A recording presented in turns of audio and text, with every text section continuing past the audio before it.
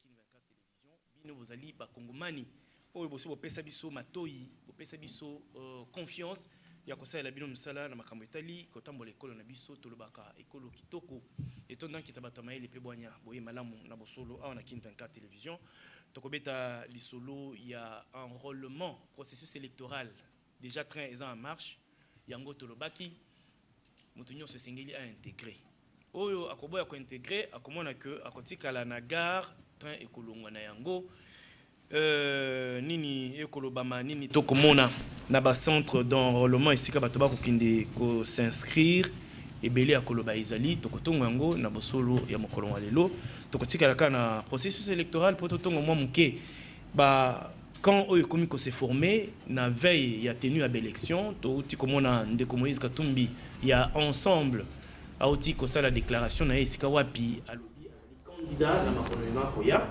comme candidat président to moni ndeko Martin Fayulu ndeko Denis Mukwege munganga mobongisi ba maman to moni ndeko matata ponyo to sitaki ya matata ponyo Denis Mukwege na Martin Fayulu basangani ba signer communiqué conjoint et la question que ba komo tambola na bomoko est-ce que na bosangani oyo Joseph Kabila koyate na FCC na ye na bosangani oyo Moïse Katumbi koyate ba ondeko nyonso ba ko se retrouver face à Fati na 2023 et bongo nana ko représenter structure na bango esika wapi to yebi que congolais poatika kiti au profit ya moninga na ezakalika tokotala mikolo miza koya koyebisa biso vérité to vérité koyebana tokosukisa na aspect sécuritaire na Est République démocratique du Congo na kamutali retrait ya batombo kito ba terroriste M23 na Kibumba est-ce que koyiko inspirer biso confiance que eux-mêmes une fois dans la vie M23 koko sale la penza na bosolo to ekopesa ka keba esengeli to zala keba mitune belé bokozwa biyano na bosolo ya mokolo lelo banini bandimi mbela po bapesa biyano balakisa bwanya pe mayele na bango na maye balingi koloba na ekolo Congo ezali ndeko Théonis Beyoko boye malamu mwana mboka ozali président ya Ligue des jeunes ya Congrès des patriotes démocrates CPD oye kamba mbongo na mwana mboka Ernestinho Kakaiba boye malamu ndeko. Merci mingi monsieur Ika Konde mbote mingi na bakongomani bazolanda biso na minito yo ba meilleur jeu na biso na bakongolais nyonso bazotala biso. Bonne santé pe organisation et jeunesse ya CPD. Santé malamu toza na vivre na ngolo nzambe et puis par rapport à la partenariat CPD nous allons malamu jeunesse pe ya CPD zali malamu les a mobilisés pour na bolanda mambo etali mboka. Très bien, actualité à partir na bino botaki ko organiser matinée politique biseko wapi bo mobilisaki et ba membre ya parti et ba kongomani nyonso po ba kende enrôlement. Voilà exactement parce qu'il fallait que la Takaza Kawana ya ba pandi sango ya mambo etali élection. Oui te élection c'est bandi sengela ki na biso to galvaniser nanu équipe na biso moko bato bazali na kata parti na biso po ete bango bakende kopanza sango na ba circonscription na bango na ba quartier na bango na ba commune na bango na ba avenue na bango pour na koyebisa ba kongomani que élection ebandi koyebisa ba kongomani que enrôlement ebandi plutôt et que faut bato nyonso ba se préparer pour bakende enrôler. Très bien. Papi comment ça qui finit ko ya Ngaliema le crédible boye malamu na bosolo ndeko. Vous avez représenté aux cadres il y a Alliance des travaillistes du Congo, Alliance travailliste du Congo, travailleurs du Congo ACT, il y a Mokelemi Beko, Richard Ndam, ATC. Oui, madame Ndeko. Merci Ndeko Yves, merci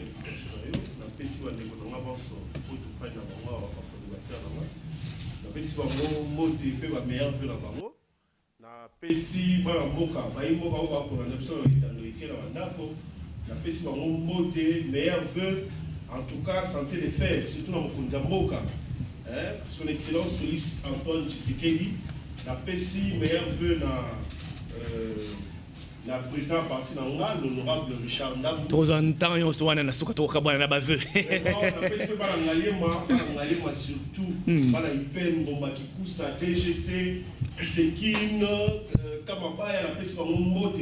merci Ndeko. En tout cas, fin de l'année malam. Merci beaucoup Martin Balela, Congo en avant. Boye malam mwana mboka na bosolo to yambi ona esengo na po. Mbote na yo mwana mboka Yves, mbote na ba co-débatteur na nga mbote na ba Kongomani nyonso ba kolanda biso sikoyo na ba etando eke na bango.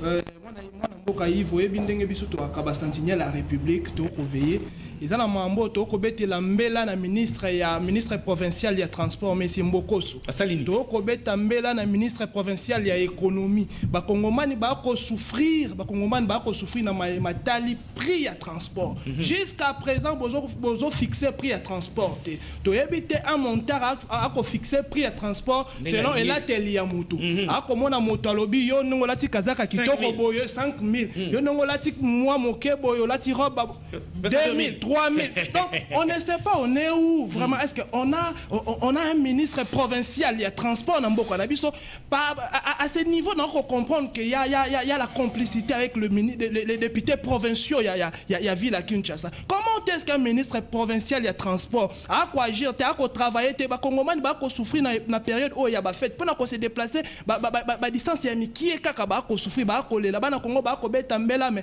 bokangi matoyi na bino pourquoi pas vous travaillez pour la ville province de Kinshasa vous les députés provinciaux aurais-je dire. Merci beaucoup mbela na yoki bayoki to ya mapena esengo mona mboka Fiston Madidi mwana lamuka mwana nouvel élan ya Adolphe Mozito ancien premier ministre to yambi ona esengo bozongi bolamu na bosolo oyezaka ndako na yo. Ndeko Yves, merci d'abord. Mikolo Belé na leki na plateau na moni changement total. Na lobi pouvoir les aïe ko lier sa malamu na plateau échanger. Na azaï ko profiter. Ozaï pa ya André Kimbuta papa osé c'est comme souté. Na azaï ko pesa en passant bande ko nanga na azaï ko kaboya na bango plateau ya elengi. Mbote pe ko souhaiter ba meilleurs vœux na camarade Adolphe Muzito na hiérarchie mobimba ya parti nanga. Azaï ko pesa pe mbote na secrétaire général ya parti nanga nouvel élan. Maître Blanchard Mongomba. Le PC Mbote na coordonnateur à la Mokate, Ndeko Martin Fayol Madidi. Azali Congolais, YP na présent na souhaité la meilleure vœu na Esika. D'accord, merci beaucoup. Yamboto Banda. Bon dimanche, na tombe la bino, meilleurs vœux de bonheur, de santé. Nzambe azala que to asala que bisonyo soto zala li bota ningi to kuma li bota boye to nyata bisonyo so matambe na biso na 2023 na kombo na Yesu. Merci énormément. Voilà, bandeko. Na baveu na souhait oyo nde tofongoli lisolo ya mokolo mwa lelo ndenge tolobi yango opération d'enrôlement des électeurs biso bakongomani nyonso biso wana tokei kosala molongo na bacentre oyo CENI atieli biso po tokoka kozwa carte d'électeur na biso oyo ekoservir pendant un moment de carte d'identité ezojouer deux rôles mais nini tozokutana na yango kuna est-ce que opération yango ezoleka malamu. Est-ce que bakar tango ezali na critique négative tokoki ko salate pour toza ko viser amélioration mais tout nazebele ba réalité ni tozo kuta nango kuna est-ce que bato ba ko respecter molongo est-ce que clientélisme ezali to clientélisme to longo songela ngata na lingala bisika wapi muto akoya sima kuti bato bazaki na molongo ya pesi moi quelque chose ba privilégié à l'équipe pour to yebi catégorie ya bato nini bazwa ka faveur bato ya troisième âge bankoko ba mama o bazana mokumba ba mama ba komelisa bana mabele donc esengeli bango soyi ba komi ba privilégié bango mais to mona bilenge ba ye to moko boya ina influence ina mokumba batu ba kotimba la moko nyonso wana tozo tonga ngo na poko ya lelo nana kozama loba muto liboso démocratie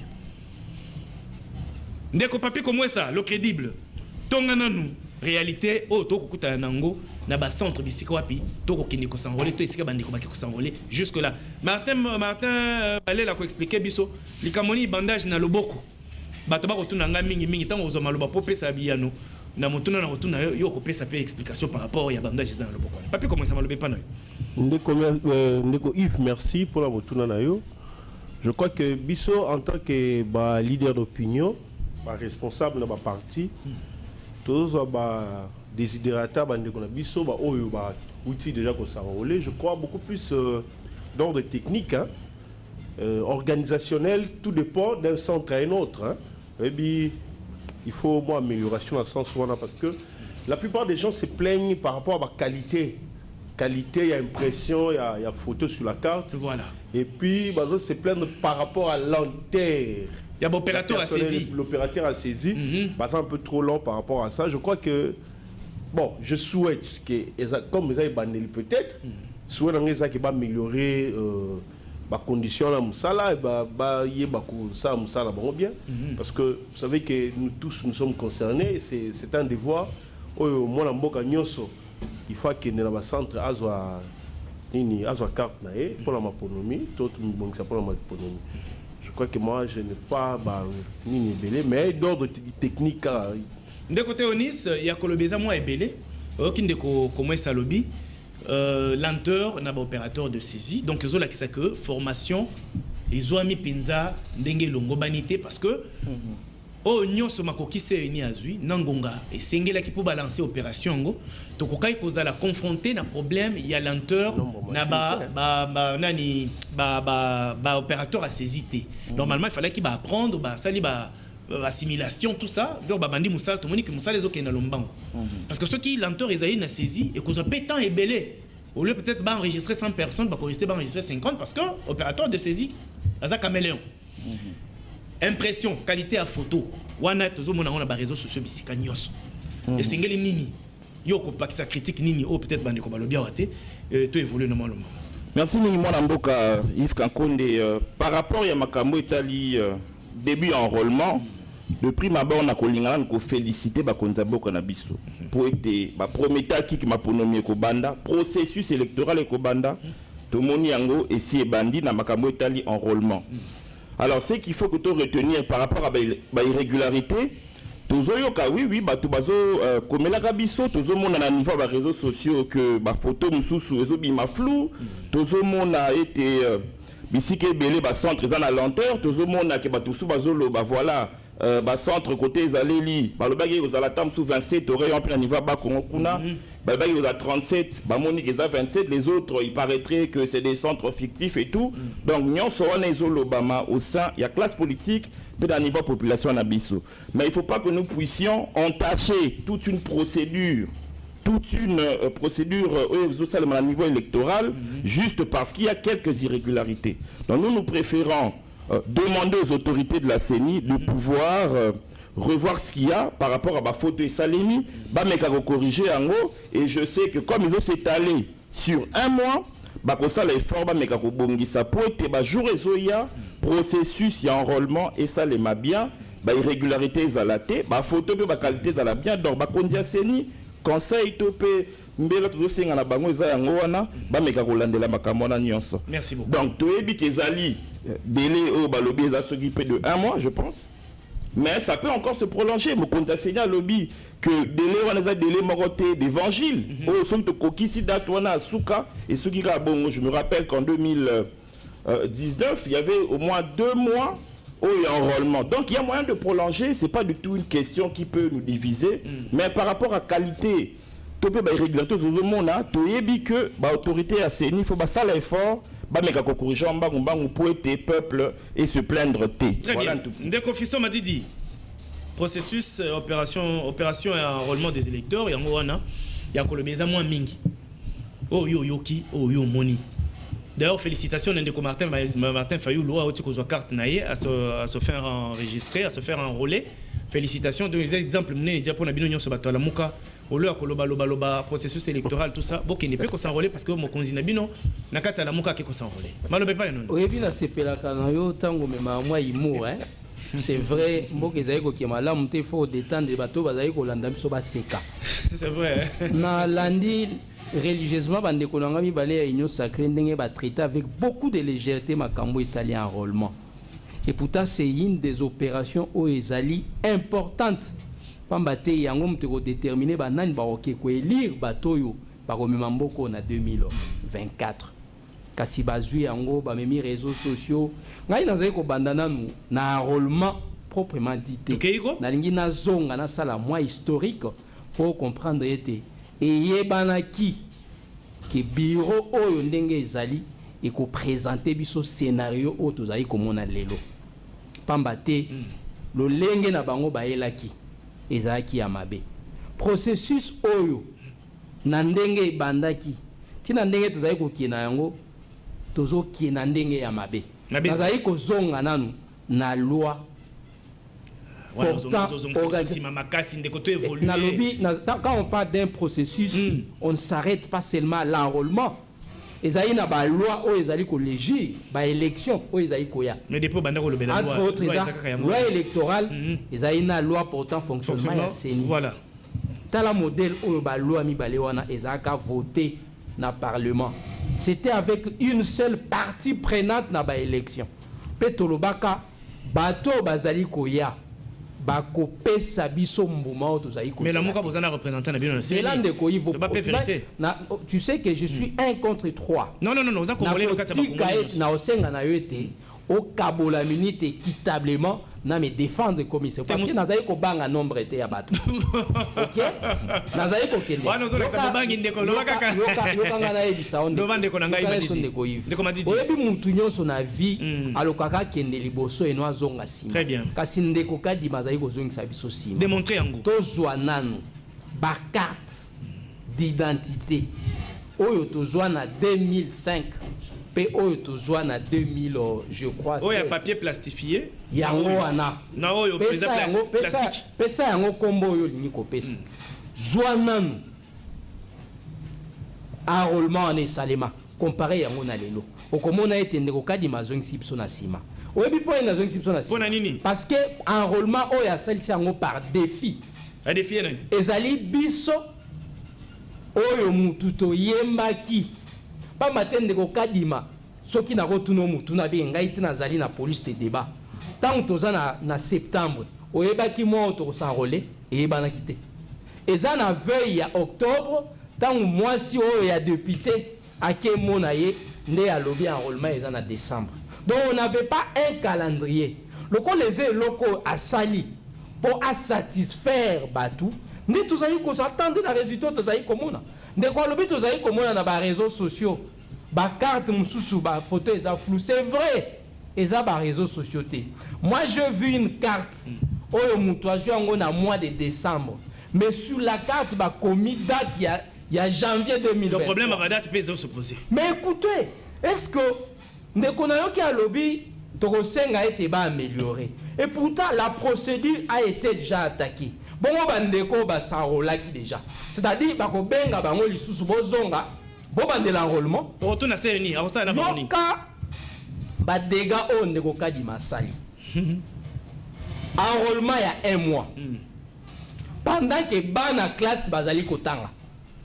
Enrôlement oyo to sala na mbala ya sima. Ezala non seulement ya ba mois ebele, mais c'était pendant les grandes vacances.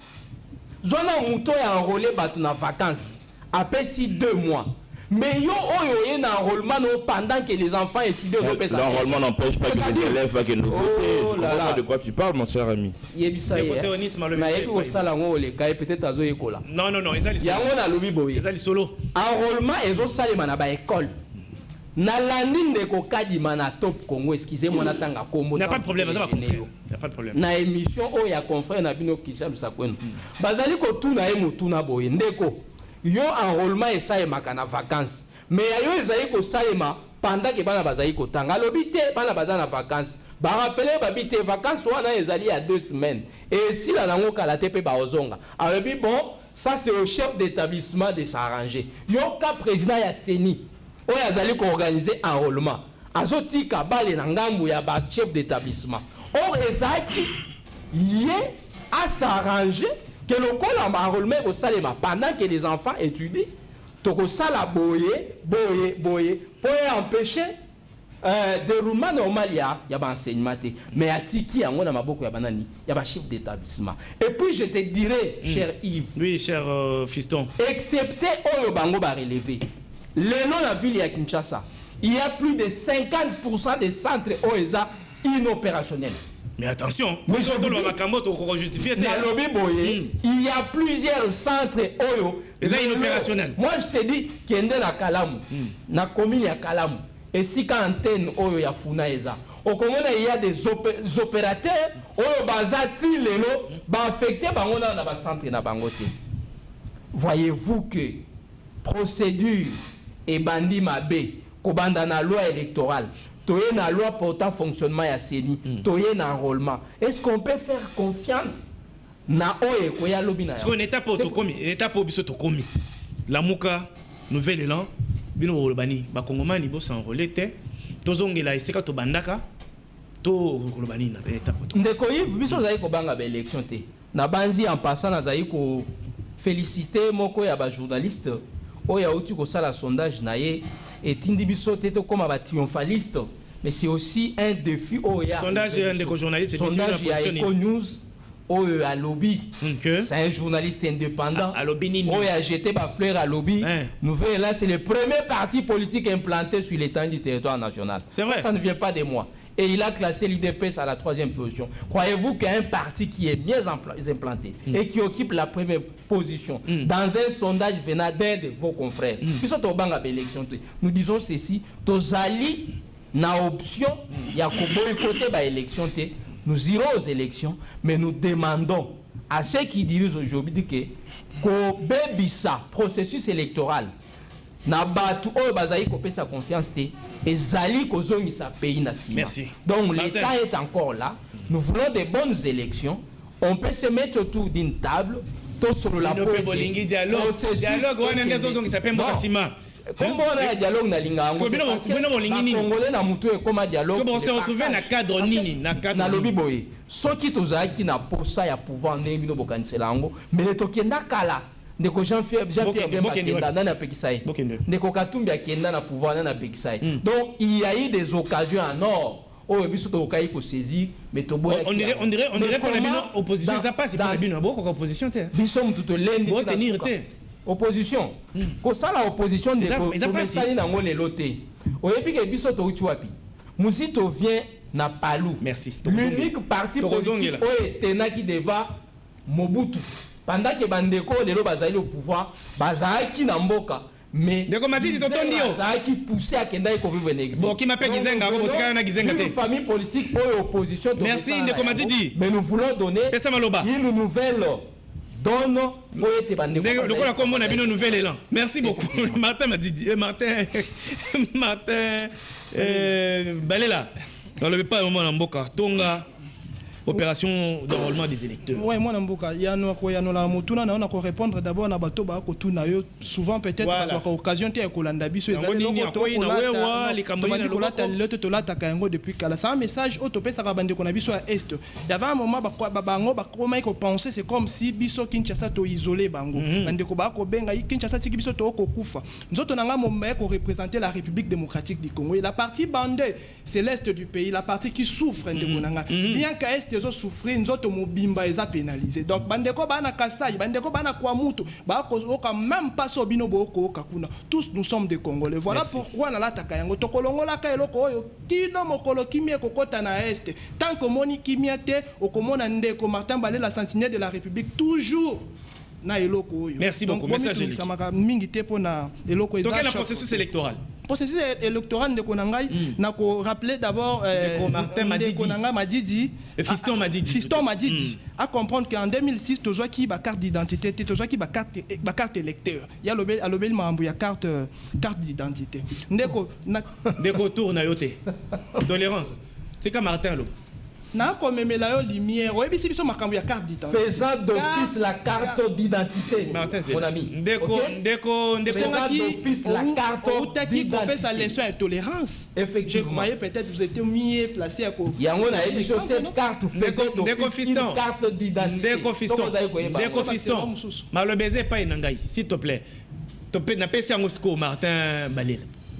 Yo comment est-ce que Monique Balobé yo lokuta yo kola kisa comment ali sousouté yo c'est comme na mutu et comment ya ovimba na comment très bien on a processus il y a un enrôlement oyo et là d'abord il y a liboso to remarquer à mabe ezali oyo ils ont posé problème plus ezali ba photo est posé problème grave parce que na kati ya carte wana il y a ce qu'on appelle l'identité. Puis il y a la photo. Pour confirmer l'identité, il y a la photo. Bakotanga Yves Kakonde, puis bakota la photo ezali wana, ba comparer la moto ya bimisi à brandir carte wana, ndé ba comprendre que ezali Yves. Même na ba niveau ya ba banko to kindaka. Pour ba comprendre, pour ba confirmer que ezali yo, il faut ba mona photo wana ko kali na moto a terminer liboso na bango. Déjà photo est composée problème grave. Non seulement parce que là carte électeur le biso to comme ko servir s'en servir comme si ezala ki ba carte d'identité et ko servir biso même na niveau ya ba banque et ko servir biso même na niveau ya ba société. Mais tant que déjà photo ezali flou, photo est poser problème bande ko ba kozwa ba kongomani ba kozwa toujours ba problème, même après les élections on aura toujours des problèmes. Pour la bande ko oyo ba s'enrôler déjà ba photo na bango parce que ba ko se poser ba question trop. Est-ce qu'il faut zonga lisusu to kende ko s'enrôler pour carte na biso? Moi je pense que la meilleure réponse il faut zonga pas être technicien ou azali monsieur Kadima yenda ko répondre biso qu'est-ce qu'il faut faire. C'est pas nous to pesa ba idée na biso, c'est pas nous to banda ko critiquer kaka liboso to ko banda ko critiquer mes propositions et kozala parce que na eloko nyonso erreur ezalaka, erreur matérielle ezalaka, erreur technique ezali ba ordinateur ezali motonda ko manipuler yango. Il peut que erreur ekoma esalama oui, mais il faut to meka ko travailler yango eloko ba pesa ba kongomani eloko oyo abeta ba kongomani eloko elongo bani elingi koloba te que ceux qui photo ebimi mabe ndeko annoncer que tricherie ekozala na élection. Mais ceux qui tricherie ekozala na élection ndeko Martin Fayulu s'enrôler. Pourquoi? Azui carte oui, azui carte pourquoi? Parce que ba ko boya yango mais ba ko zo yango ndeko mozitu na yebi que lobby a ko zo pe carte a ko s'enrôler mais a ko boya yango ba ko zo pourquoi alors? Pourquoi to ko sa congolais? Merci beaucoup. Jean-Pierre Belessi, PPRD FCC. Boye malam mona mboka. Ndeko Yves na pesio merci mi. Bozongi bola mona bosolo. Merci pour l'invitation na yo ya poko lelo. Na kolinga na occasion pesingai na pesa mbote na ba téléspectateurs nyonso ya cette grande émission mais aussi ba ko débattre na ngai ya poko lelo mais na kolinga na bisa Gilles Kabenga avant. C'est important parce qu'il me prend toujours à pied levé. Donc une fois de plus merci. Ndeko Jean-Pierre bonne année. Merci, bonne année à vous autant. Ndeko Yves, ça fait très longtemps d'ailleurs. Vraiment. Yo zalaki na Mubimbo, ngapi zalaki na Mubimbo, je suis rentré. Na kolinga pena pesa bonne année na équipe Mubimba ya chaîne ya Kin 24 parce que boy début pendant toute une année. Il y a qu'on communiquer avec le peuple donc pour Nangai, ils allaient parmi les meilleures chaînes. Merci beaucoup. Une fois de plus, merci pour merci. Motuna comme c'est zoa kasi zoa motuna. Dès que to le processus électoral na début à opération d'enrôlement des électeurs. To la formation à Bakan quand na processus électoral ndenge to komi à la veille à tenue à l'élection ndenge bato komi au Sangana.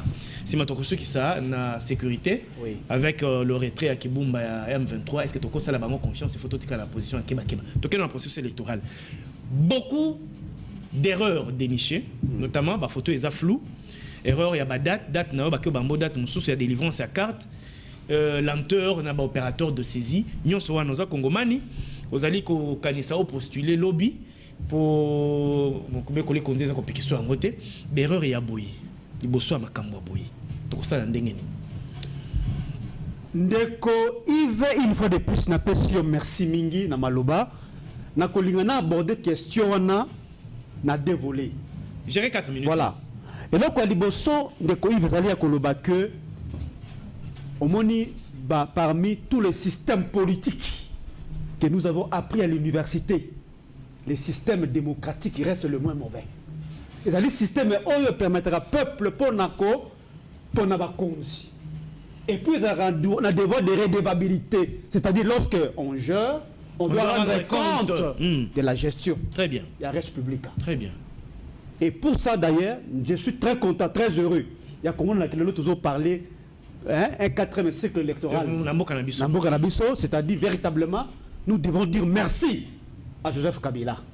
Parce que Lelo a placé Bisno dans une orbite démocratique. Et que démocratie, ils ont réellement dans le Bisso. Mais, d'accord Yves, vous voyez que démocratie, ils ont un idéal. Et aussi, la démocratie nous gêne. Nous devons qu'à chaque fois que nous allons avancer, à chaque fois qu'il faut éliminer. Le problème, c'est qu'ils ont lié dans le processus électoral. C'est très important.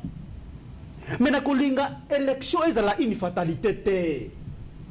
Parce que la pression que moi je joue, c'est que Ndeko Félix Tshisekedi d'une manière brutale. Pardon. Démontrer. Parce que Ndeko Yves, moi j'ai l'impression que Ndeko Félix Tshisekedi a occasionné l'érosion de la démocratie. Le bois. Le bois. Donc on a 10 ans en arrière, 15 ans en arrière, ce qui l'élection s'est mis dans le Malamouté. C'est très important. Parce Parce que ndeko Yves, oui, nanga na moi toujours éviter ma vraie question de fond. Ma vraie question de fond, ils allaient mi balé. Ya liboso. Misato, j'allais dire. Il y a liboso, ok. Il y a liboso, ils allaient question qu'on d'abord. La question relative à la légalité de la CENI. Il y a mi balé. Tu continues à pression. C'est tout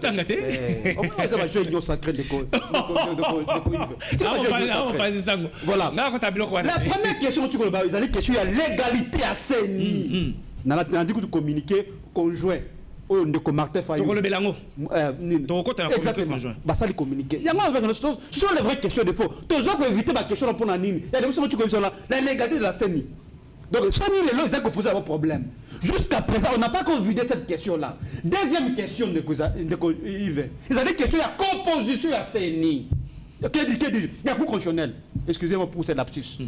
Composition, il y a cours constitutionnel. Jusqu'à présent, cours constitutionnel, tout le monde de Yves. Et aussi la confiance, c'était. Parce que vous avez un sujet très capital. Il y a un résultat définitif. Il y a Ngonga, c'est mis ça. Combien de 3 minutes? Pas 3 minutes. On a rappelé. On a l'aise de combien? Pardon. Mais le journal les a prévus. La question, il y a la loi électorale. Il n'y a pas où mais là, qu'on réclamait la même chose. La loi électorale. D'accord. La loi électorale. Oui, mais question, il y a élection de Yves. Vous avez question à mon côté. Vous avez question, vous avez ça, n'est-ce pas? Bâtonnionso. Il faut que tu sois une CENI consensuelle. CENI naba acteur politique, je n'ai pas de politique. Mais vous avez représenté Kounet. Non!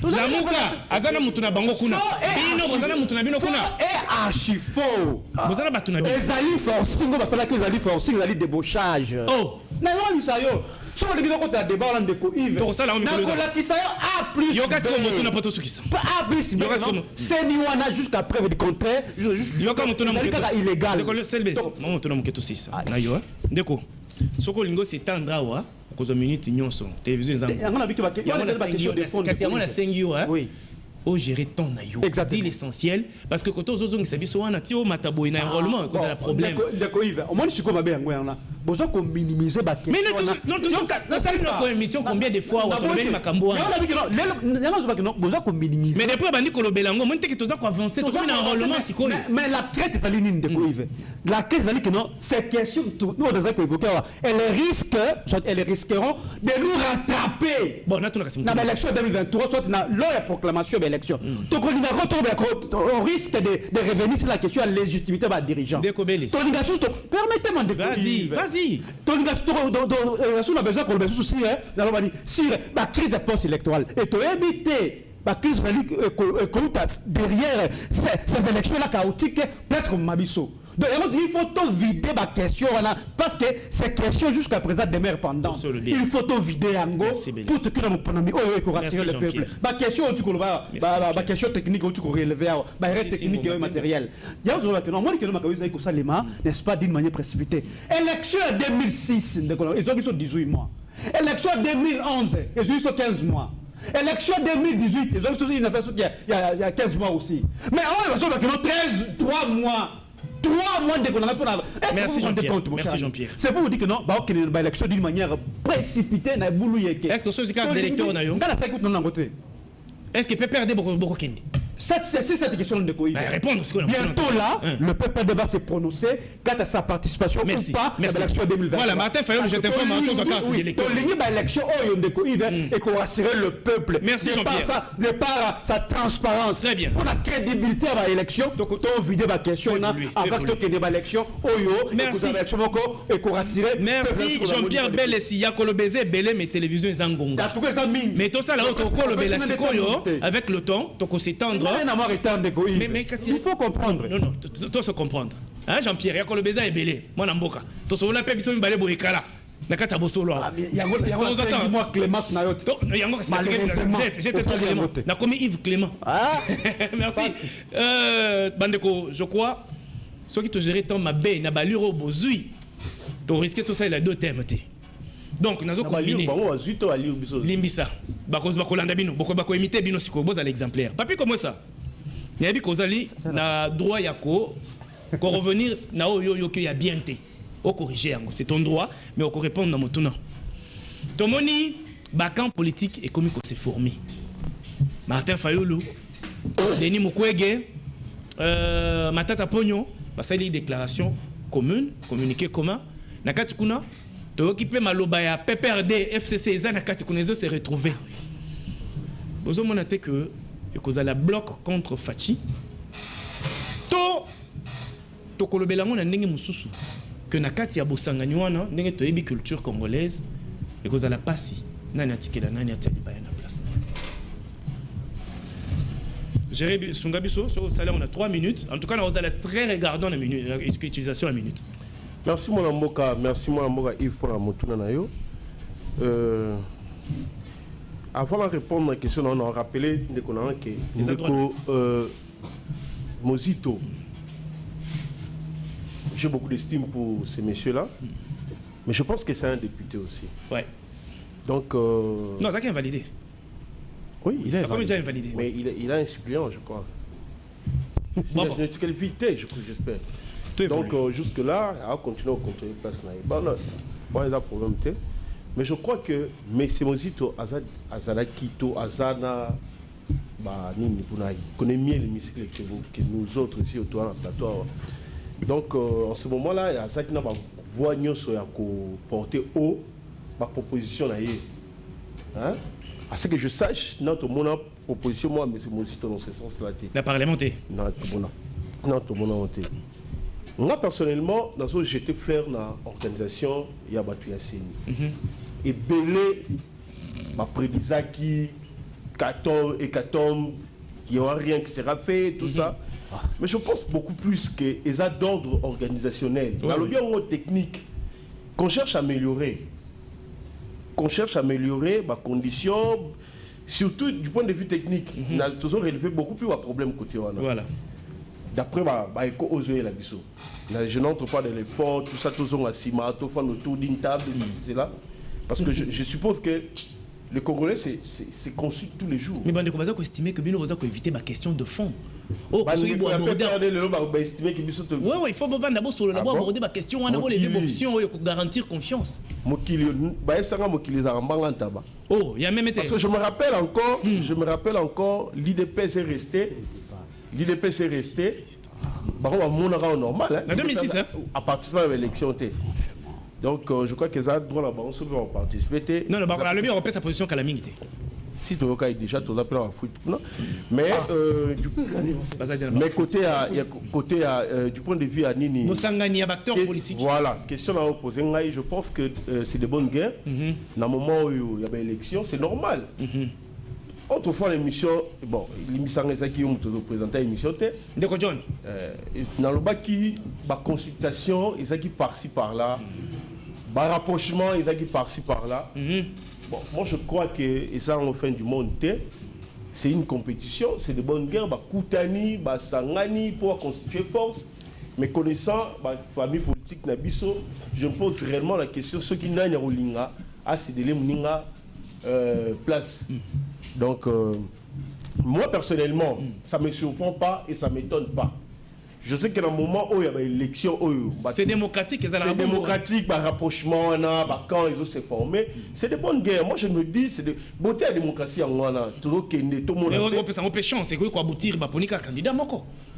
Bon, moi personnellement, biso candidat, biso naturel, c'est Félix Antoine Tshisekedi. Nanga Moro, dans un candidat, dans ma ponami. Mais vous assurez un candidat na bino.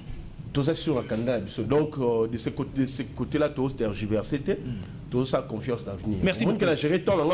Très bien, 3 minutes. En tout cas, Ndeko Fiston peut gérer en go na Kimyanyon sur 3 minutes. Très bien, Ndeko Fiston. Là, c'est exemple que, au rebet à Ndenge Moussoussouzi, 3 minutes na yo. Formation, Batubango na bakomo sangana. Ndeko Martin Fayulu. Asangana na Ndeko Denis Mukwege, asangana na Ndeko Matata Pogno. Mais ezali kotia biso bulu yeke na mutu. Bino bandeko la muka. Ndeko Martin Fayulu a engagé bino la muka boketi na lisanga oyo bofinga ki Matata Pogno kaza moyibi ya misolo à l'état. Bobenga ki le plus grand scandale ya boyibi ya misolo à l'état. Bino bandeko la muka bobimisa on a minoko na bino. Mais tant osiko boke osangana na mutu bobengi moyibi. Est-ce que boza ko crédibiliser combat politique na bino? Siko oyo akotikela moninga place ezali bino lamuka botikela matata to matata otikela bino to botikela mukwege. Ndeko Yves eloko ya liboso na osenga na yo eza olongola kombo ya lamuka na oyo esalemaki wana. Voilà. Nazali kokoma. Ouais, na banzi ete minute ezali muke na lingaki émission moko élaboré. Tozangonga. Poto ka osola ngo malamu. OK. Eloko ya liboso na oyebisa yo ete nous venons d'une école oyo bayebisa biso il y a 4 sortes d'alliances. Ezali une alliance oyo ya résistance. C'est-à-dire bato oyo bandimi ba résultat oyo ebimité. Bandimi bato bazali wana te bazali ko résister po ete lobi na yango ya malamu ya. Yango nde lamuka bozaki na kati. Yango tozaki na lamuka après ba élection. Très bien. Ya mibale ezali alliance ya opposition. Bato oyo bandimi ete ba oyo bazali wana seke bango nde bazaki voter biso toza na opposition. Ya vision na bango. Wana etali binote. Alliance ya misato ezali ya gouvernance. Bato yo balongi maponomi to sangana to kamba. Bino pe boza kunati. Pe ya suka ezali alliance électorale. Bato yo basangani po bakende elongo na maponomi. Nazali komituna mutuna. Tuna. Na ba alliance oyo yo lobi bato wana bazali kosala.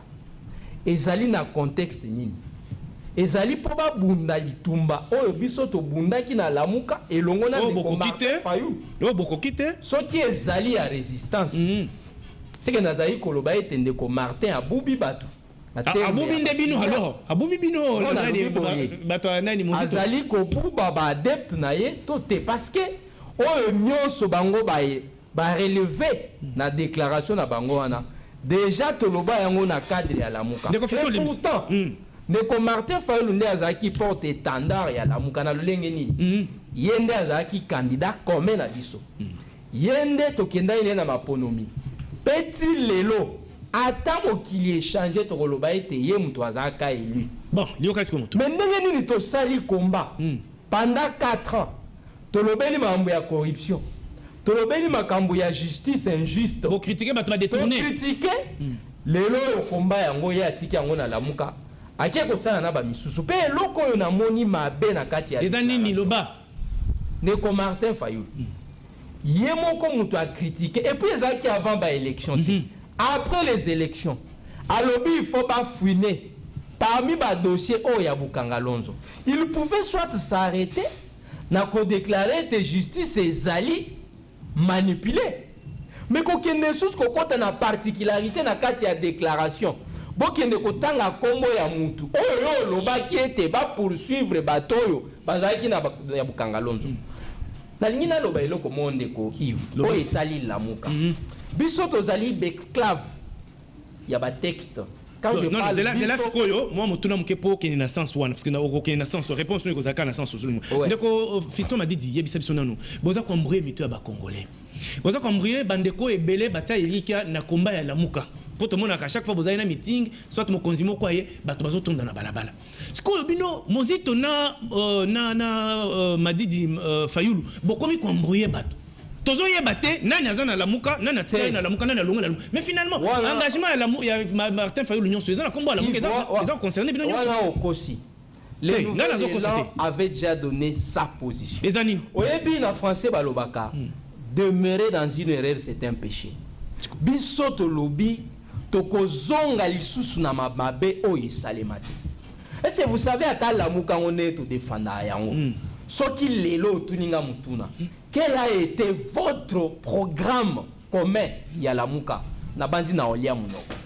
Bien sûr que chaque candidat avait son programme. Vous avez un programme mais programme commun vous avez noté ezalate to lobi boye tokozonga lisusu na mabe ya te Palou na PPRD en alliance. Et ce qui m'a envoyé à 5 chantiers. C'était une bonne vision. Mais ça qui vision oyo. Bon discuter quand de façon communautaire. Palou abouni mais akokaki kosala 5 scientifiques du fait que ezalaki idéal et les cas qui munene. Alors kotika na erreur wana nous nous sommes dit nous ne pouvons pas faire une alliance avec Batoyo. Vous avez une vision de nini tokosala parce que aller aux élections. Merci.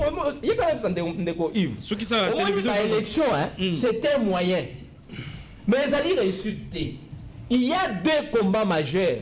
Le premier combat, c'est celui qui a tolonga maponomi. Merci. Mais il y a un combat le plus important. Merci. C'est là où les amis échouent. Merci. Vous faites des alliances. Nayoki ba candidat proclamé au baké na congrès. Nazali ko tanga nomema batango. Oye bisanga na ndenge yolande parce que quand on veut être candidat, oyo parti à kopona, il faut d'abord présenter programme. Non, c'est pas un programme. Programme, mais il y a un gouvernement, la vision. Tolandine de Moïse, je ne critique personne. Donc ça, nous candidat et ensemble. Ce qui est là, n'a me transformé en journaliste, n'a tenu Mutuna. Qu'est-ce que tu as retenu de lui? Oh Lobani. N'a zongi n'andeko Martin. N'a congrès na bango ya Kisangani. Qu'est-ce que tu avais retenu comme vision à Zalina Yango? Mais ngai descendant à Mouzito. Dès qu'on n'a pas encore un congrès, parce que nous avons dit que nous allons offrir une offre parce que la tautologie la population. Merci. Quelle est votre mission prochaine? Merci. Dans moins d'une minute. Merci.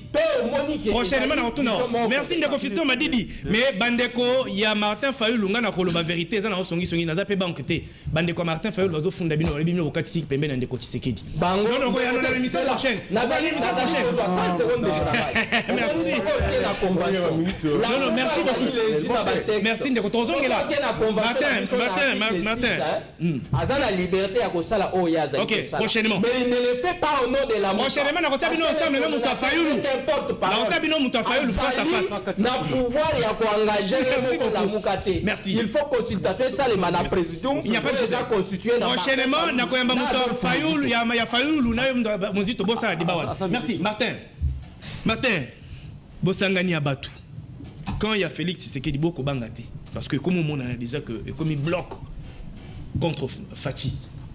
Mwana mboka ya na motuna na yo na lingi na zonga mokena oyo mwana mboka belesi ya lobi ayebisi biso lobeli biso mambo etali ba moi ba lobeli apesi biso raison te ba moi wana ezala kinini parce qu'en 2006 on avait 15 mois d'enrôlement. 2011 tozwaki 14, 2018 tozwi 9 et 2023 yango tokende tozwa na 3 mois. Mais on doit se poser des questions pourquoi? Mais justement le pourquoi. Pourquoi? Parce que avant il y avait combien de centres? Aujourd'hui, il y a plus de 1000 et quelques centres d'ajout, des centres d'enrôlement au Babakissi. Et pour ça, il y a population. Les centres permettent à ceux que, comment dirais-je, moi, ils ont quand même réduit. Et là, ça qui a 9 mois, répartir, il y a 3 mois. Et ça, c'est une majorité. Et ça calcule.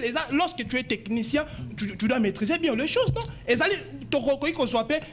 comment dirais-je, président moko enseigne biso biso habillé pour na ya ko sala ngope na 2 mois ezali loko to ko sala yango débatté na question etali makambo ya ndeko bosangani trio wana ya ndeko Fayulu Muzitu na ndeko Mukwege. Moi je pense que non ndeko excusez-moi Fayulu bazali kaka ensemble bango na matata bien ndeko Mukwege. Moi je pense que Fayulu a joué à une carte tellement il est trop technique Fayulu à comprendre déjà que soutien à Zouaki na lamuka avant aza sous na posa nango a ko zwango siko e pa banane non, on a joué qui avant parce que maintenant là, Muzitu à comprendre qui est Fayulu. Muzitu a repéré le sous-soutien totalement.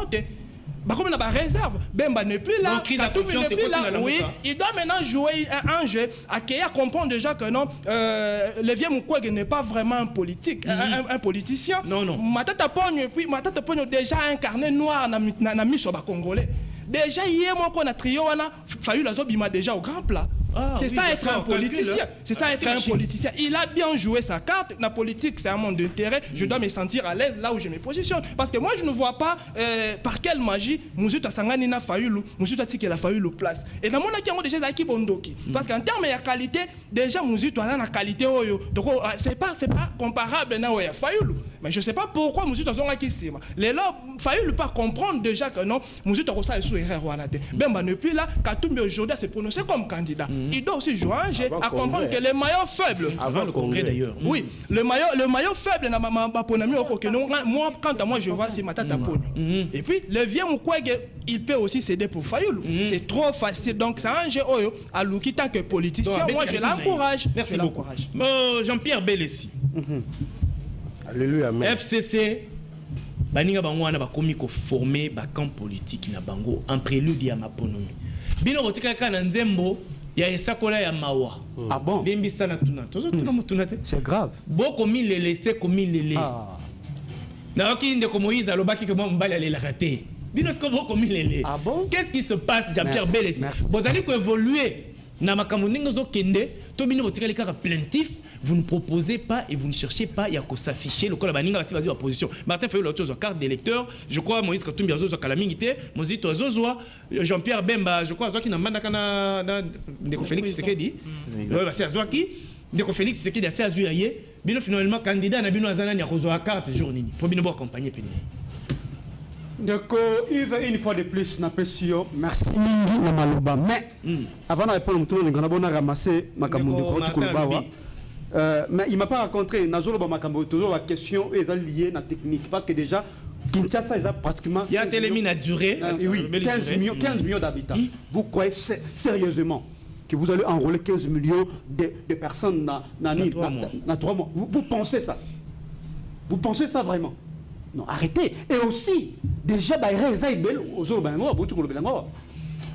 c'est que d'ailleurs, selon certaines informations, qui convient qui test. Ce ne sont pas ceux qui sont affectés dans l'opération. Voilà, il y a beaucoup d'erreurs liées, notamment dans l'enrôlement. Donc, il y a des délicats. Donc, je ne peux pas entrer dans les détails parce que nous ne sommes même pas concernés dans le bloc. Oh, pourquoi ça enrôlé? Attendez, je vais revenir, je vais vérifier ça. Ok. Mais, Ndeko Yves, Ndeko Bélessi. Question, Ndeko Nanga, na monité à ça, mais soupe. Oh! Oui, parce que déjà.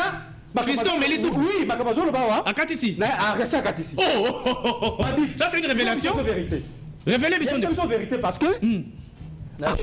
Permettez-moi, à Koki, qu'on l'accent était que non communiqué, on a dit qu'on s'en a une plateforme électorale. Faux et archi faux. Non, permettez-moi.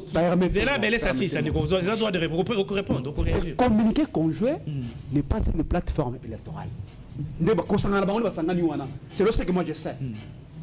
Question Zadia Kolba à les Anini. Nous voulons que l'élection est inclusive. Ça c'est la question. 2, l'élection est transparente. C'est ça l'essence à communiquer. Et au fond, c'est le peuple qui le dit. Permettez-moi. Et à la transparence. Permettez-moi. Tolérance, Théonis, Bélé, après, il y a des yo. Comment il y a le bawan? Je ne suis pas quelqu'un qui plaisante. C'est tout ma question à vous. Ok? Mais nous sommes plaisants. Je ne suis pas quelqu'un qui plaisante. Mais il n'y a pas. Non, je ne suis pas quelqu'un qui plaisante. Mais Jean-Pierre, il y a débat. Yo, plaisante. Il n'y a pas. Juste après, yo, Esaïe. Je ne veux pas tout ça. Merci beaucoup. Voilà. Je ne suis pas quelqu'un qui plaisante. Donc, mon cher ami, c'est ça le contenu réel. Il y a communiqué contre. Je pense que moi, je l'ai lu. Et vous vous retrouvez dedans vous aussi. Parmi la revendication des bino. Position d'habitude, ils allaient inchanger jusqu'à présent. Tu regardes position parce que biso to yebi que l'élection 2023, ils allaient l'élection encore très capitale. Parce qu'à la ligne où vont les choses dans ce pays, le Congo va tout droit vers le mur. Est-ce que vous savez? Et nous voulons que l'élection 2023 est l'expression de la population congolaise. Mais c'est Félix Tshisekedi. Il sait pertinemment bien qu'il n'a aucun bilan pour présenter la peuple en 2023. Il y a besoin de monter toutes les stratégies, tous les stratagèmes pour contrôler ces deux grandes institutions que nous avons, la CENI et la Cour constitutionnelle. C'est ça la vérité. C'est bien beau que l'élection soit libre parce que nous ne sommes pas contre que l'élection soit libre. Non. Nous avons soutenu un mot.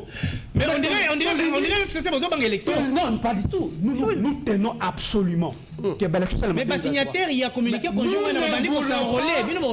ne voulons pas n'importe quelles élections de Coïve. L'élection comme l'élection Kimia. L'élection que vous avez exposé la population. Et les élections, ils ont triqué en avant. Ils ont triché parce que Mais c'est vrai qu'il qu'on prépare un hold-up électoral. La tricherie déjà d'aller organiser. C'est la position de la Binois. Il y a un dit que non. Pour nous, nous voulons voir clair le processus électoral. Nous voulons un processus transparent. Pour qu'ils aient l'expression, il y a Congolais. À Moutoua Pounaki, on va proclamer. Mais quand Dima avec sa CENI, n'est-ce pas, ils ont rassuré personne. Merci beaucoup. Apparemment, il y a un problème, il y a Kadima. Tu as d'abord se prononcer, merci beaucoup. Théonis, il y a plusieurs questions. Tu peux évoquer. Merci. Merci Jean-Pierre. On a bien entaché d'irrégularité. Merci beaucoup. Il y a encore beaucoup d'irrégularités. Il faut régler avec ton élection de 2023. Merci beaucoup. Merci beaucoup. Théonis. Les blocs commencent à se former. Rapprochement économique Salema, tout ça en prélude, il y a des élections et Zakoya. Papi, comment ça lobby, ils allaient tout à fait normal dans une démocratie. Il est Canarabongo, ok Martin, ok Belessi, ok Fiston, yo lobby. Yves, merci beaucoup pour mon nayo. Premièrement, on a rebondi mon dame. Et ça doit nayo 3 minutes comme tout le monde. Parce que on vient aussi à la télé avec nos convictions, avec nos idées. Il faut tous vraiment partager. Très bien. On a le par enrôlement par rapport à désengagement à jeunes. Na makambo etali politique en général, puis na makambo etali maponomi. En particulier, il faut qu'on note que Babilenge Belé Bazo qui peut les sous-membres politique peut-être pensate. Il y a d'une part peut-être que Babaye n'a pas depuis plusieurs années. Il y a un qui va se désintéresser. Il y a aussi d'autre part, ça manque peut-être, il y a recherche de leur part, il y a qu'on s'intéresser à la mambo politique. Donc, tout ça pour profiter pour la plateau, il y a Potosé Babilenge, Batala, na Misu Penza, il y a Makasi.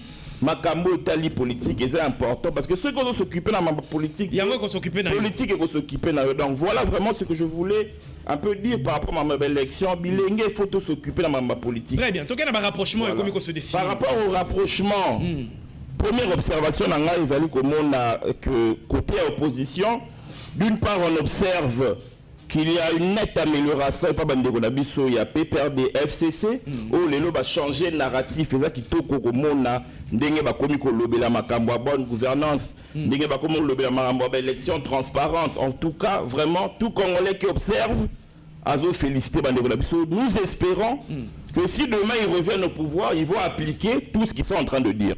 Ça, il faut le souligner, nous ne sommes pas dupes, mais nous souhaitons que leur changement narratif, leur changement par rapport aux verbes qu'ils sont en train d'utiliser, les a réels, les a maloba pas maté. Et puis, il pas y a Bandeko Nabiso la Mouka. Ils ont appelé moi Mamine comme on a n'engé bakabwani, mais n'a d'enga pas le belo comme moko, causa la opposition et la qui cité que boza basantu et que bao baza na kata majorité bazali bandoki. Wana ils appellent le mot bakongolais faut arrêter na gango. On peut trouver des malhonnêtes dans l'opposition, tout comme au sein d'une majorité, il peut y avoir aussi des fils et des filles oyo bazo travailler pour l'avancement du pays. Wana peser le mot pour retenir par rapport à Makambo Itali. Bandeko Nabiso basangani pour la déclaration na bango. Moi je trouve que c'est une démarche démocratique. Baza na droit na bango ya kosangana ya kosaba alliance. Nous sommes dans une période électorale et c'est même bien.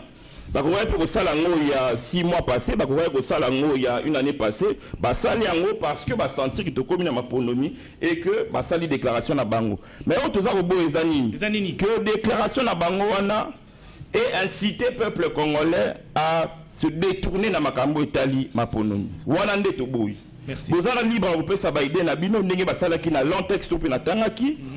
Mais baza na droite yako inciter peuple congolais yako se désengager dans Makambo Itali maponomi. Tous à la concentrer bande opposition baza la concentrer pour tous qui ende chemin faisant malgré les difficultés, malgré quelques tards, tous qui ende chemin faisant dans Makambo Itali maponomi. Donc ça c'est vraiment important à souligner. Merci. Autre chose par rapport à Ndeko Nabiso Martin Fayoulou, tout le monde est à Sangani, à première place, moi on a Ndeko Matata Pogno.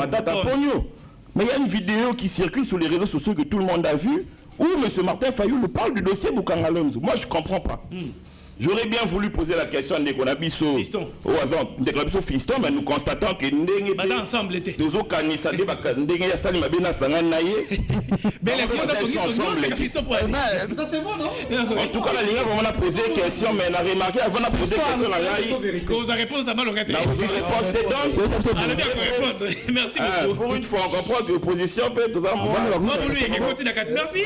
Bandeko Tolanda.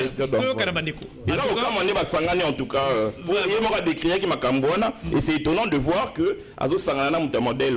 Merci beaucoup, Bandeko. Tokomi na presque Kokita. Tout ça, les minutes, ma bé, tu reçois droit. Il y a un mode de feinte, de la feinte. Donc, tu gères bien. Mon tour est allé, l'Ikambo est allé sécurité na biso. Papier comment ça? Tu l'as dit, biso sur M23, bah le bibatiki, cité à Kibumba. Dans ma boko, il y a force régionale. On profite à force régionale.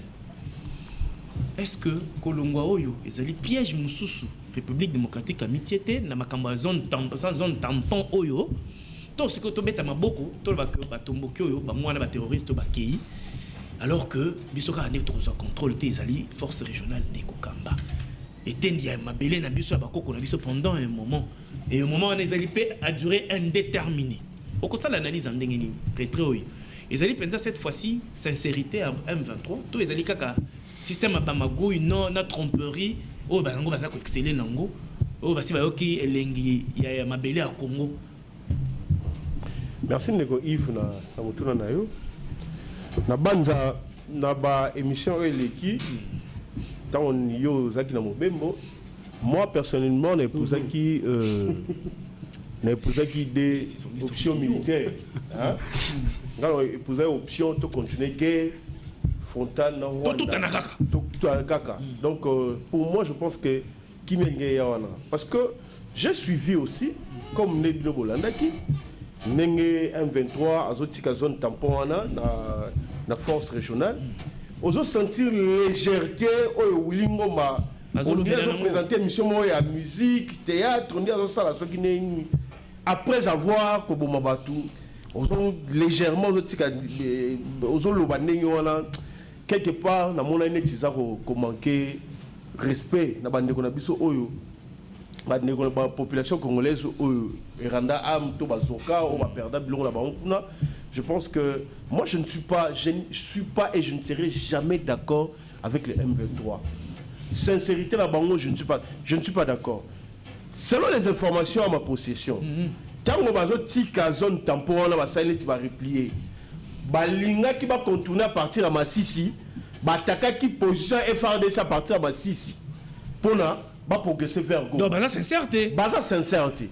Et le gouvernement de vigilance de mise. Voilà, le gouvernement de la République, heureusement que ma force d'Abisso, ils ont mis sous paix, mis sous gars, Italie, situation sur la partie est de la République démocratique du Congo. Moi, je crois personnellement, même accord OIO et de paix, tout ça, moi personnellement, il fallait la souveraineté la biso merci beaucoup. Donc moi je ne crois pas dans la sincérité à M23.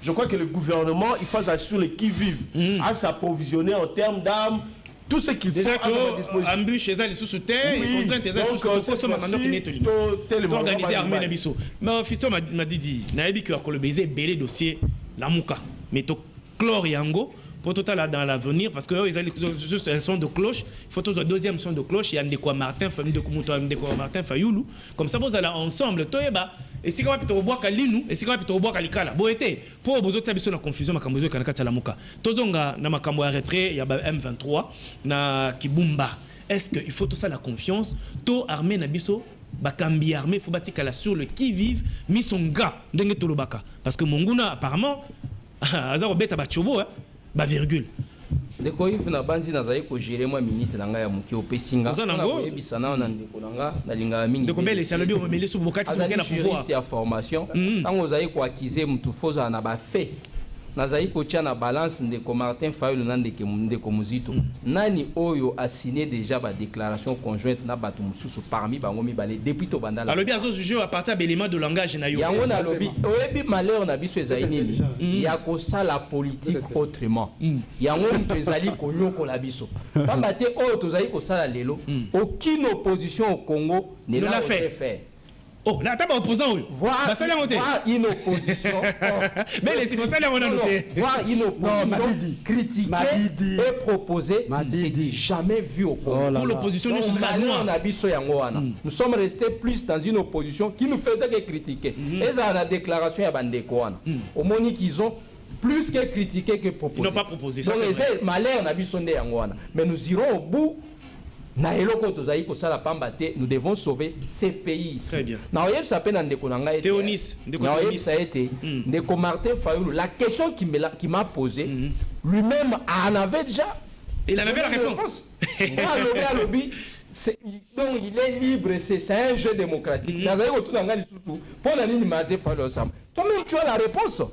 C'est un Congolais, il est libre de signer, il veut communiquer avec qui il veut. Mais quoi seulement que la Mouka, c'est l'unique plateforme politique où ezali na convention na yango.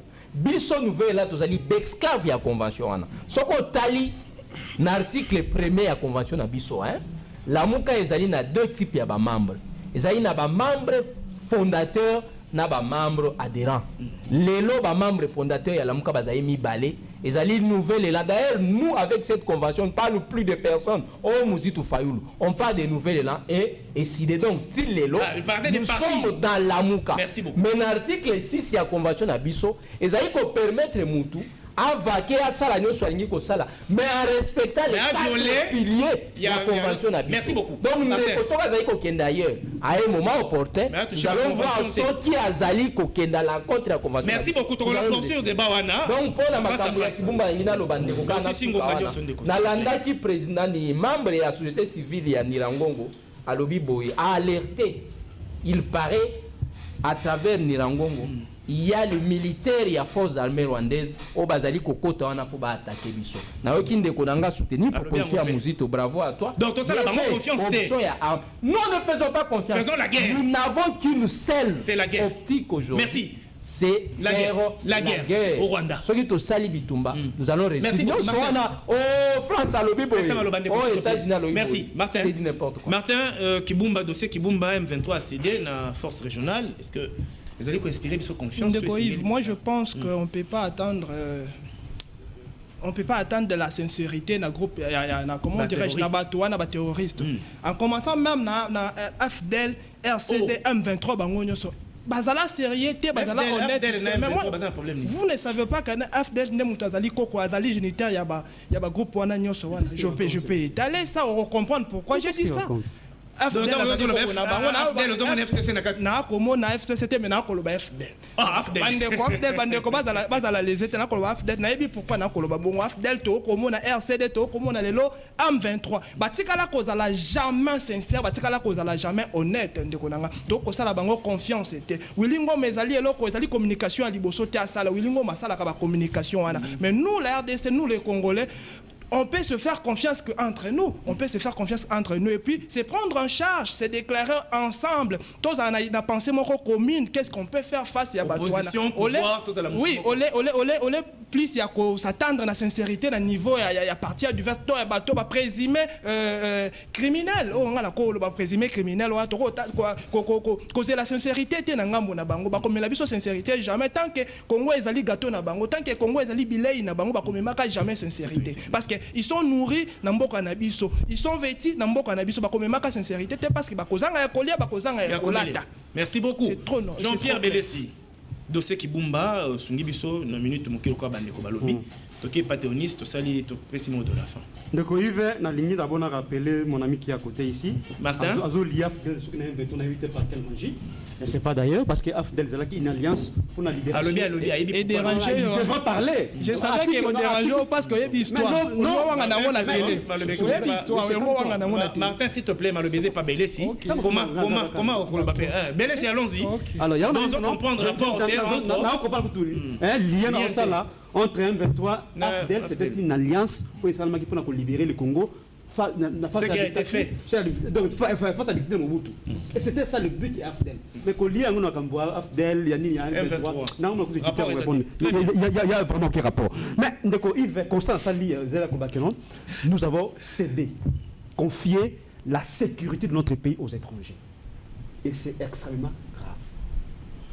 Nous avons cédé la sécurité de notre pays aux étrangers. Mais comment vous allez d'ailleurs, c'est une zone tapon. On peut même pas refuter ça.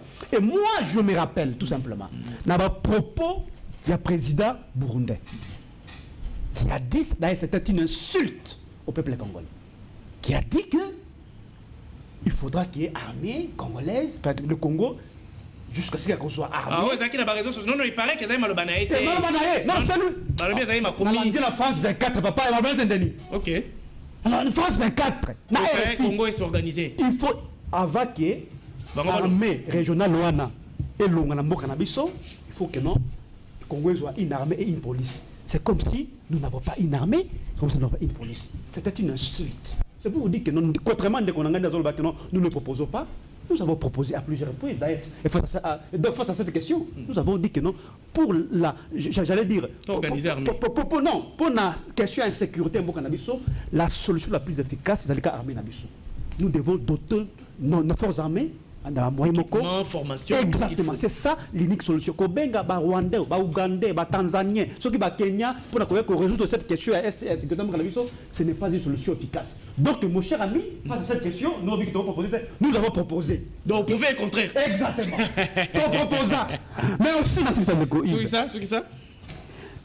Je pense que face à ce qui se passe, retrait, moi, pour Nanga, il y a un retrait de façade. Voilà. Donc confiance, tout ça la confiance c'est ambiguïté parce que déjà de par l'histoire, nous savons et là que ça va passer comme si histoire au service de leçons. Merci Jean-Pierre. Pardon, c'est ça. Histoire doit nous servir de leçons. Ceux qui étaient dans l'opposition, ils ont vu comment est-ce que nous avons géré et ils ont vu comment est-ce que nous avons fait face à cette question. Il y a insécurité à l'est du pays. Bah hier on est que ça là le mieux que nous. Mais on va mourir dans cette question. Merci Jean-Pierre. Merci. Je peux vous dire que non, cette question doit être bien traitée par les régimes en place. Mais je constate tout simplement une sorte de légèreté lorsqu'on traite la question insécurité. Merci beaucoup. Et pour la Nazara fier na yo. Merci. Et pour la ni. Ezali po makambo etali mabele à Congo na yo ozaka intransigeant. Merci. Ça je te reconnais cette qualité bien que tu es de l'opposition. Je vous félicite aussi. Merci beaucoup. Théonis. Oui, na sepeli mingi comment a été makambo etali. Martin Mélé ça le bien au katisi, on meli soupe. Makambo etali guerre à est, tous abissonnus en son inquiétude. Donc ngana okama koute ko mona bande déclaration opposition ko revendiquer quand l'autre le bagende quoi ça vraiment intransigeant par rapport à la guerre à est parce que nous tous en tant que Congolais nous avons des inquiétudes. Comment on a été mboka na biso, ils ont attaqué, ils ont agressé bande déclaration bazo kufa. Donc par rapport à ça, nous félicitons vraiment toute personne qui regarde vraiment avec un œil patriotique Maramozo Leka Est Kuna. Pour la Makambo Itali, Bando Kiwana, il y a M23, oh, le big va se retirer. Moi, je partage l'avis de notre armée qui dit, je cite, que leur retrait est une heure et aussi c'est une leurre et aussi c'est une publicité pour nous tromper. Voilà. Et là, ils ont tromperie. Même sur le total, il y a un livre. Il y a le général Sun, c'est un général chinois. À l'objet était ce qu'on dit adversaire.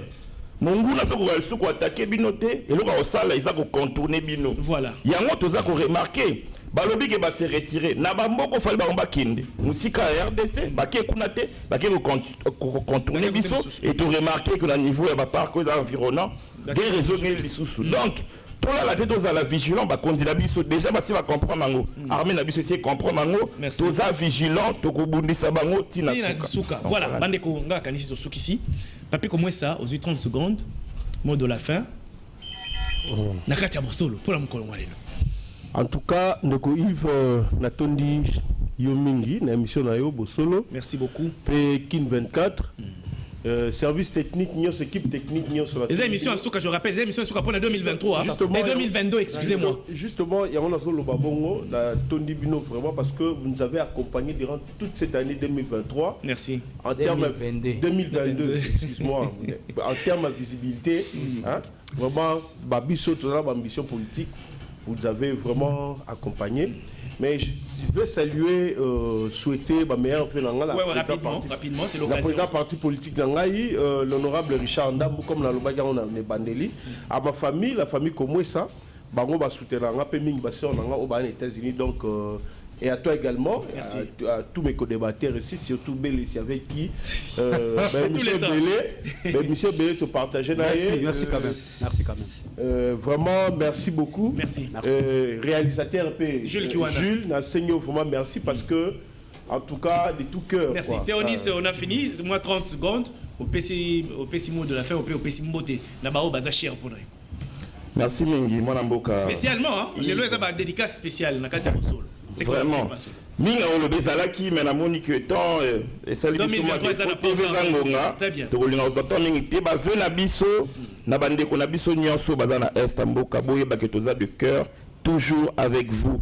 Et ba ve na biso ki ndesu na ba famille na biso na ba boti na biso na bande ko na biso pe ba ve na biso lisusu na mokonzo à partir na biso le congrès des patriotes démocrates to cité bongo mwana mboka Ernest Nyoka Kaiba wazana minito na kana ngapona ko kende ko fêter na bande ko na biso o baza kuna na kana donc voilà ba fe na ngala batu nyonso peut tika la concentrer na maramo itali mboka na biso po dembowe ke liboso. Fiston Madidi tomber la pe ba oya yo na kosenga na ba congolais boye souverain primaire ezali yo peuple ba élection esalema na France ba français ba votaka muto ya convaincre bango na oyo azali ko offrir bango nde na sengi na ba congolais te erreur to saki na 2006 na 2011 pe na 2018 ya ko voter batu parce que azali kitoko azali pembe ya mbala oyo to cha yango pembeni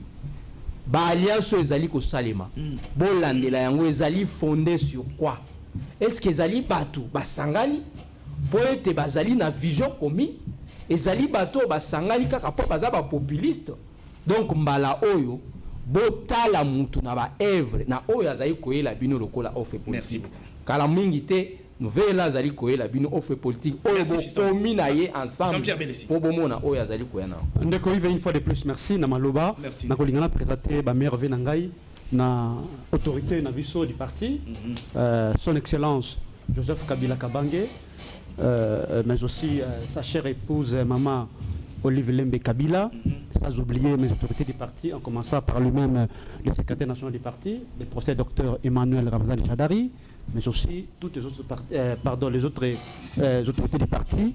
Donc, on a présenté ma merveille Nangaya 2023 qui commence, mais aussi on a présenté ma merveille dans la famille Nanga biologique, n'est-ce pas? D'ailleurs, nous étions éprouvés, on a invité ce qu'on a exactement, j'avais perdu ma mère, maman Agnès, que son âme repose en paix, c'est vraiment du jour matin. Merci beaucoup, frère. Martin, tu es ici? Moi, Yves, en tout cas, merci vraiment pour notre invitation. Et puis, je suis tellement fier de clôturer l'année dans l'émission Yobo Solo. Ils allaient plus considération. On n'est pas meilleur que les autres, mais au moins, à chaque fois, cela prouve à combien nous sommes considérés dans votre émission. Et puis, je présente mes vœux le meilleur juste à ma très chère maman, Moussa Oukalombo. Merci. Merci beaucoup. Bandeko Ngapi na Tondi Bino. Oyo, vous allez répondre na mbela na biso, vous allez choisir King 24 télévision na bosolo comme cadre pour passer ba message na bino. Les allez marquer à considération vous avez ma qualité à musala to conseil la bino. Na Tondi Bino, na Tombeli Bino pe mobu molam. Donc 23 ekoya. Si manabino ba o nyonso ba participer à une émission yo to format na bino nyonso libota moko na benga bino bana bosolo. Amen. Voilà. Na Tombeli ngo pe na mabota na bino na ba o nyonso ba kolanda bino na sima. Pour komi ba leader d'opinion. Merci une équipe technique Mobimba. Na encore cité comme la comboté mais beau se voir considéré et sentez-vous remercier na présentateur Nabino Yves Kankonde na Katia programme Jules Kouana merci beaucoup spécialement meilleur vœu na mabota na bino nyonso na ndako. Meilleur vœu na ba agent nyonso Kin 24 télévision na ko banda pe na numéro 1 à Kin 24 télévision to bengi bongo directeur général Yannick Kimbuta na libota na mobimba. Merci na mabota na biso, merci na bino nyonso pour la confiance vous renouveler na carte na biso ko banda 1er janvier 2022 plutôt ti tozo katisa na bino ti tokomona na bino le 1er janvier 2023 na ngolo nzambe nzambe batele ko le Congo pesa bonya pe mayele na bakambi po basela peuple tokutani kolomisa koya.